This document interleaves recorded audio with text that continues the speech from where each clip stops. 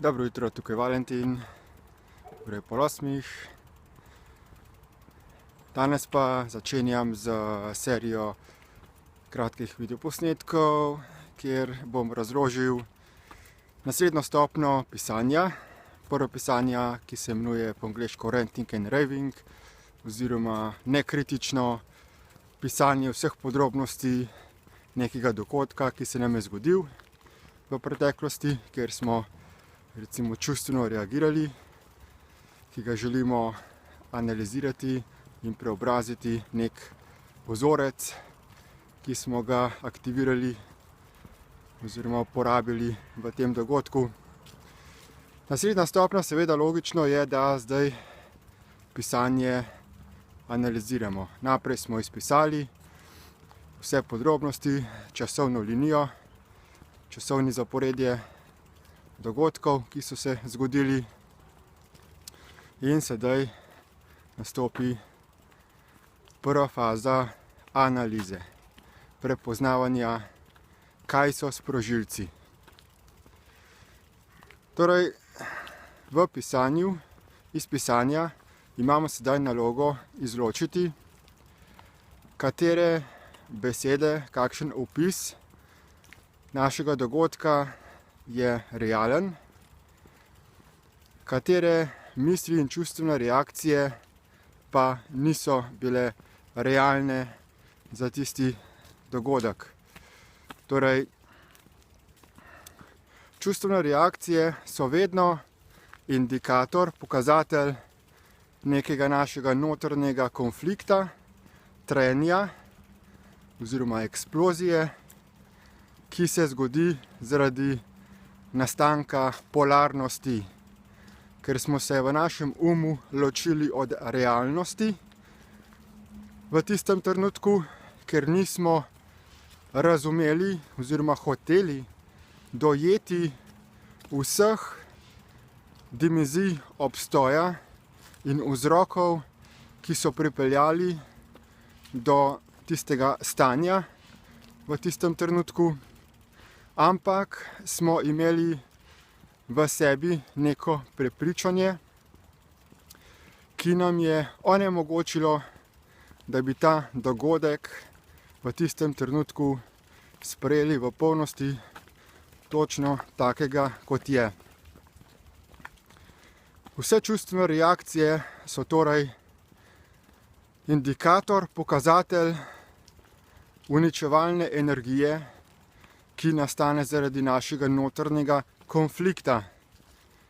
Notranji konflikt pa je vedno posledica sprejetja in dopuščanja neke informacije, prepričanja, verovanja, ideala, ki ni realen, ki nam onemogoča, da bi živeli z polnim zavedanjem realnosti v tem trenutku. Ko torej doživimo nekaj, ali nekaj slišimo, ali vidimo, ali se nekaj zgodi, se v nas potem sproži primerjava. Naš podzavestno začne primerjati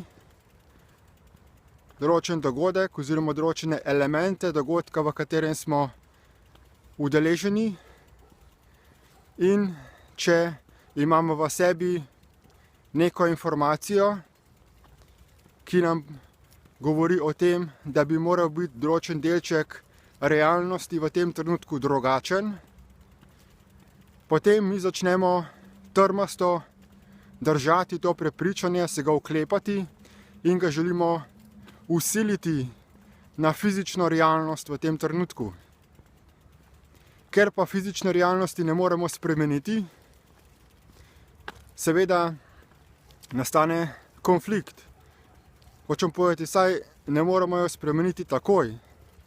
Torej, edino, kar nam ostane, je to, da fizično realnost v tem trenutku sprejmemo tako, kot je, potem pa šele naredimo načrt, kako jo bomo spremenili, če nam ne ustreza. Če pa v svojem umu vztrajamo pri temu, da si rečemo ne, tega pa sedaj ne dopuščam, ne morem sprejeti, nočem sprejeti, potem pa nastane konflikt in ponavadi negativne reakcije, lahko so pa tudi pozitivne. Lahko pa tudi nek dogodek idealiziramo, ga poveličujemo, ga naredimo več vrednega od drugih ali neko osebo in se tudi na ta način povzroči konflikt med realnostjo in našimi pozitivnimi prepričanji. V vsakem primeru je sedaj naslednji korak, da v tem našem pisanju ugotovimo, kateri so ti čustveni sprožilci, ki povzročajo v nas aktivacijo te besedne mine in povzročijo eksplozijo, premikanje energije v našem telesu, ki jim mi rečemo čustva in občutki. Več podrobnosti o tem pa v naslednjem videoposnetku. Nasvidenje!